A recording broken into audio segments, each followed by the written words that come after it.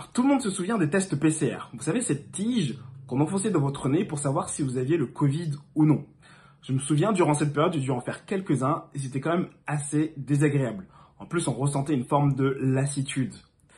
Cependant, ce test permettait d'identifier le virus et donc de protéger les personnes vulnérables le cas échéant.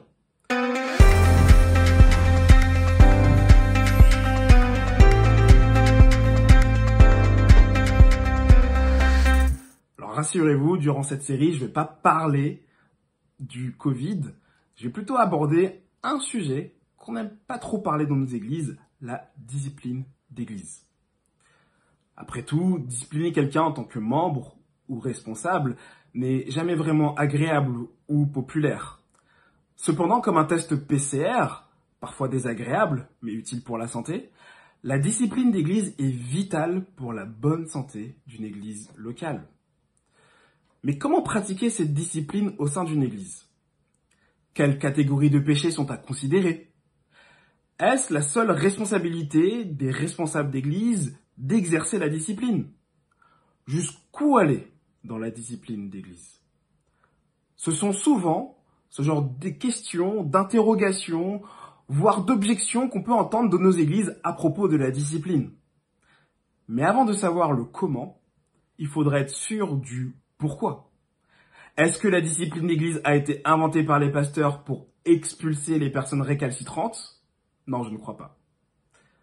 La discipline d'église a été instituée par Jésus, comme on peut le voir dans Matthieu 18, des versets 15 à 18. Ce texte sera le fil conducteur de notre série. Et pour répondre au pourquoi de la discipline d'église, j'aimerais qu'on s'arrête sur le verset 18. Je vous le dis en vérité, tout ce que vous lirez sur la terre aura été lié au ciel, et tout ce que vous délierez sur la terre aura été délié au ciel. Donc après avoir décrit le processus de la discipline, des versets 15 à 17, Jésus conclut avec cette phrase mystérieuse. Que veut-il dire par là ? Qu'est-ce qui est lié sur la terre et au ciel, ou bien délié sur la terre et au ciel ?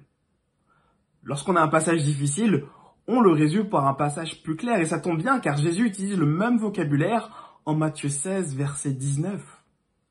Je te donnerai les clés du royaume des cieux, ce que tu liras sur la terre aura été lié au ciel, et ce que tu délieras sur la terre aura été délié au ciel. Donc à la suite de la déclaration de foi de Pierre concernant l'identité de Jésus, il est le Messie, le Fils du Dieu vivant.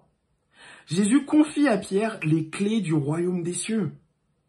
Et ces clés symbolisent l'autorité que donne Jésus, à l'image d'une clé qui permet d'ouvrir l'accès à une pièce. Par la prédication de l'évangile, Jésus donne à Pierre, en tant que précurseur, puis à l'Église, l'autorité de permettre à ceux qui écoutent d'entrer dans le royaume des cieux. De même, Jésus donne l'autorité à l'Église de discipliner ceux qui sont entrés par leur profession de foi. Alors à l'aide de l'acronyme PCR, j'aimerais vraiment vous encourager à pratiquer la discipline d'église saine qui honore Dieu. Et voici un petit défi pour les semaines suivantes. Que signifient les acronymes PCR ?